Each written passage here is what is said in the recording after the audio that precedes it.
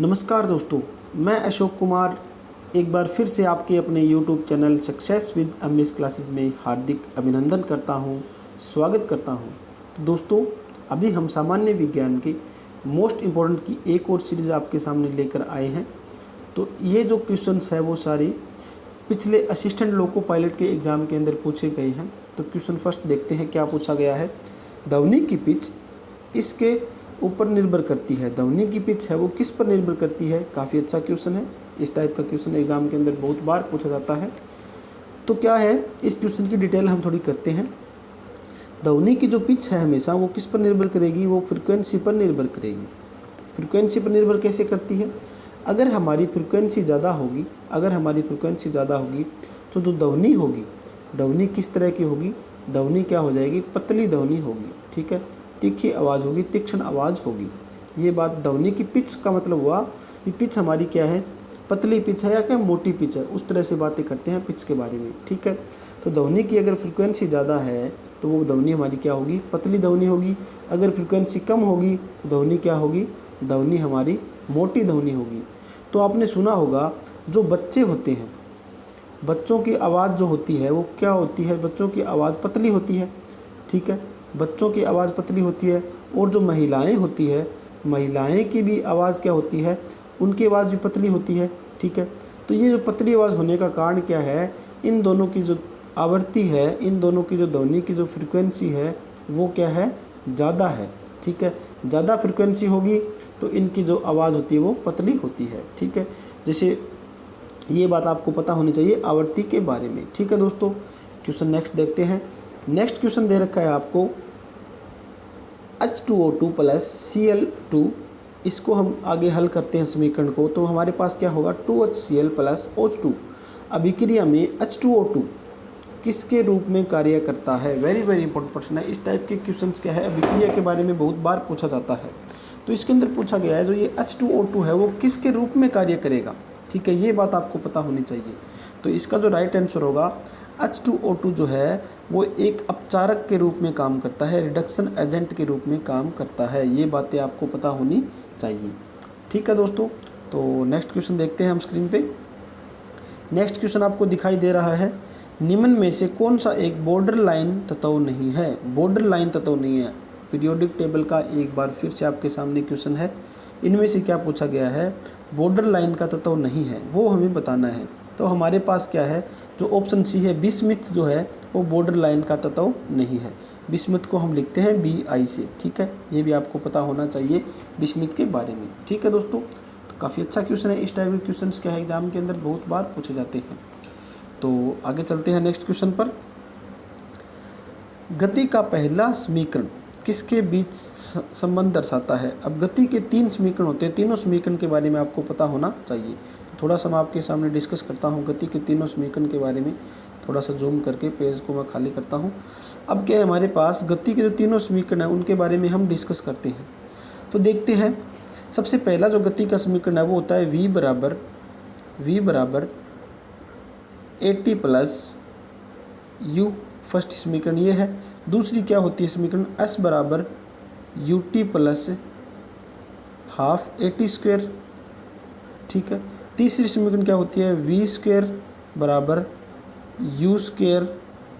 V square बराबर हमारे पास क्या होगा, U स्क्वेयर। ठीक है, दोबारा लिखता हूँ मैं, थोड़ा सा दिक्कत होगी लिखने में। सबसे पहली क्या है, V बराबर AT प्लस U।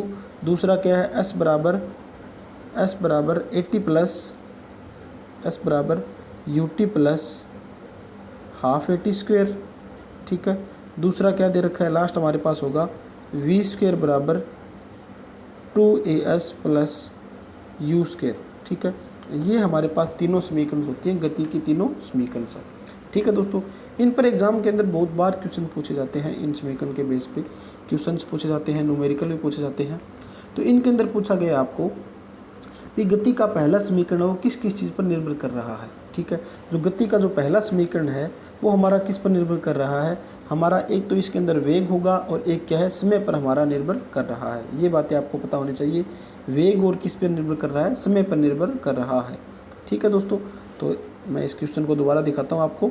क्वेश्चन दे रखा है गति का पहला समीकरण किस पर निर्भर कर रहा है, वेग और समय पर क्या है निर्भर करेगा। काफ़ी अच्छा क्वेश्चन है। नेक्स्ट क्वेश्चन देखते हैं, स्क्रीन पर आपको दिखाई दे रहा होगा, निम्नलिखित में से कौन सा कथन प्रयोग करने के लिए गलत होगा। ठीक है, गलत कथन हमें देखना है, इसके अंदर गलत कथन कौन सा होगा उसके बारे में हमें चर्चा करनी है। तो इसके अंदर आपको स्क्रीन पे दिखाई दे रहा होगा जो कि सबसे पहला ऑप्शन दे रखा है, एक तत्व का एक मोल, ये बात तो सही है। एक यौगिक का एक मोल, ये बात भी सही है। एक तत्व का एक परमाणु, ये बात भी सही है। लास्ट जो ऑप्शन है, एक यौगिक का एक परमाणु कभी नहीं होता, तो हमारा ऑप्शन नंबर डी है जो कि गलत होगा। ठीक है दोस्तों, नेक्स्ट क्वेश्चन की ओर बढ़ते हैं। नेक्स्ट क्वेश्चन स्क्रीन पे दिखाई दे रहा है आपको, गोलाकार दर्पण की प्रतिबिंब सतह के केंद्र को क्या कहा जाता है। अब गोलाकार हमारे पास दर्पण है, उसकी गोलाकार जैसे दर्पण है हमारे पास, इस तरह का दर्पण है, गोलाकार दर्पण है, इसके प्रतिबिंब सतह के केंद्र को, ठीक है, यहाँ पर हमारे पास सतह का जो केंद्र होगा उसको क्या कहा जाता है। तो हमारे पास ऑप्शन क्या होगा, जो पोल है इसे क्या कहते हैं, पोल कहते हैं, ध्रुव कहते हैं। यहाँ पर हम लिखते हैं पी, जो हमारे पास पोल होता है। ठीक है दोस्तों, अगर हमारे पास आपको दिया हुआ हो फोकस निकालने के लिए, ठीक है, अगर आपको फोकस दूरी निकालने के लिए पूछ ले तो आप क्या करोगे, जो हमारे पास त्रिज्या दे रखी है उसको क्या करना है, हमें 2 से डिवाइड करना है। इस क्वेश्चन के बारे में भी हमने पहले डिस्कस कर चुके हैं, ये थोड़ी एक्स्ट्रा बातें हैं। नेक्स्ट क्वेश्चन स्क्रीन पे आपको दिखाई दे रहा होगा, निम्नलिखित में से कौन से वैज्ञानिक ने 2 आवेशित कणों के बीच आकर्षण प्रतिकर्षण बल को नियंत्रित करने वाला नियम दिया है। काफ़ी अच्छा क्वेश्चन है। इस क्वेश्चन के बारे में थोड़ा मैं आपको बताऊं तो हमारे पास क्या था, एक कुलाम जी थे, ठीक है, कुलाम जी ने क्या कहा था, कुलाम जी ने कहा था हमारे पास अगर 2 वस्तु है, 2 आवेशित वस्तु है, जैसे कि ये Q1 है, ये मेरे पास Q2 है, ठीक है, ये या तो आपस में अट्रैक्ट कर रही है या आपस में क्या है, प्रतिकर्षित कर रही है। दोनों आपस के अंदर या तो अट्रैक्ट कर रही है या प्रतिकर्षित कर रही है। इन दोनों के बीच की जो दूरी है वो मैंने मान ली r, ठीक है। अब कुलाम जी ने क्या कहा था, जो मेरे पास इनके बीच में जो लगने वाला बल होगा वो समानुपाती होगा किसके, Q1 और Q2 के, ठीक है। Q1 और Q2 को क्या होगा, समानुपाती होगा, और जो फोर्स होगा वो हमारा 1/r² के क्या होगा, व्युत्क्रमानुपाती होता है। तो ये बात बोली थी गुलाम जी ने, तो ये बातें मैंने थोड़ी आपको बताई है। तो इसका जो राइट आंसर होगा वो क्या होगा, चार्ल्स कुलाम। ठीक है दोस्तों, काफ़ी अच्छा क्वेश्चन है। नेक्स्ट क्वेश्चन के बारे में देखते हैं। नेक्स्ट क्वेश्चन दे रखा है स्क्रीन पे आपको, निम्नलिखित में से कौन सा एक धनायन है। इनमें से हमें क्या बताना है, धनायन बताना है। तो आपको डायरेक्ट दिखाई दे रहा है इसके अंदर अमोनियम जो है वो क्या है, हमारा धनायन होता है अमोनियम जो है। ठीक है, काफ़ी अच्छा क्वेश्चन है। अमोनियम नाइट्रेट का एक स्थायी हाइड्राइड है, ये भी आपको पता होना चाहिए। जो अमोनियम है वो, अमोनियम क्या होता है, नाइट्रोजन का, अमोनियम जो है वो नाइट्रोजन का क्या है, एक स्थायी हमारे पास हाइड्राइड है। ठीक है, ये बात भी आपको पता होनी चाहिए अमोनियम के बारे में। और यह एक प्रबल ऑक्सीकारक है। ठीक है, ये भी आपको पता होना चाहिए। तो नेक्स्ट देखते हैं क्वेश्चन, आपको स्क्रीन पे दिखाई दे रहा है, निर्वात में प्रकाश का वेग कितना होगा। काफ़ी अच्छा क्वेश्चन है। इस टाइप के क्वेश्चन के एग्जाम के अंदर बहुत बार पूछे जाते हैं। एक बार DRDO के अंदर ये क्वेश्चन पूछा गया था, DRDO के अंदर, डिफेंस रिसर्च डेवलपमेंट ऑर्गेनाइजेशन के अंदर पूछा गया था। इसके अंदर क्या था, ये दे रखा था सेम, लेकिन इनकी जो इकाई थी वो चेंज कर रखी थी उस क्वेश्चन के अंदर। उसमें भी बच्चे को बहुत बार कंफ्यूज होते हैं। तो आपको पता होना चाहिए जो हमारे पास निर्वात में प्रकाश का जो वेग है वो कितना होता है, वो होता है हमारे पास 3 × 10⁸ मीटर पर सेकंड। ठीक है, ये आपको पता होना चाहिए प्रकाश के वेग के बारे में। ठीक है, काफ़ी अच्छा क्वेश्चन है। आगे बात करते हैं नेक्स्ट क्वेश्चन के बारे में।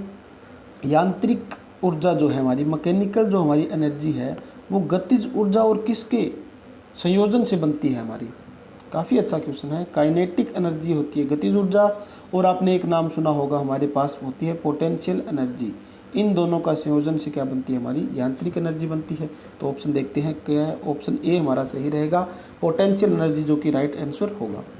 ठीक है दोस्तों, नेक्स्ट क्वेश्चन की ओर बढ़ते हैं। नेक्स्ट क्वेश्चन दे रखा है आपको, जब मैग्नीशियम रिबन हवा में जलाया जाता है तो कौन सा यौगिक उत्पन्न होता है। ये क्वेश्चन रिपीट हुआ है। इसी टाइप का क्वेश्चन RRB JEE के अंदर भी पूछा गया था। जो रेलवे RRB JEE का जो एग्ज़ाम हुआ था उसके अंदर भी सेम यही क्वेश्चन पूछा गया था। तो क्वेश्चन से रिपीट बहुत होते हैं। तो क्या है, इन क्वेश्चनों को डेली देखा करो और अपने दोस्तों को भी इस क्वेश्चन के बारे में शेयर कीजिए। तो ये सारे क्वेश्चन क्या है, काफ़ी इंपॉर्टेंट रहते हैं आने वाले एग्ज़ाम के लिए भी। तो क्वेश्चन दे रखा है, जब मैग्नीशियम रिबन को हवा में जलाया जाता है तो कौन सा यौगिक उत्पन्न होता है। काफ़ी अच्छा क्वेश्चन है। तो हमारे पास जो कौन सा यौगिक उत्पन्न होगा, हवा में जलाएंगे तो हवा में ऑक्सीजन होगी, तो ऑक्सीजन के साथ क्रिया करके क्या बनाएगा, मैग्नीशियम ऑक्साइड बना लेगा। ठीक है, मैग्नीशियम रिबन को हवा में जलाते हैं तो क्या बनाता है, वो मैग्नीशियम ऑक्साइड बनाता है। ठीक है दोस्तों, अच्छा क्वेश्चन है।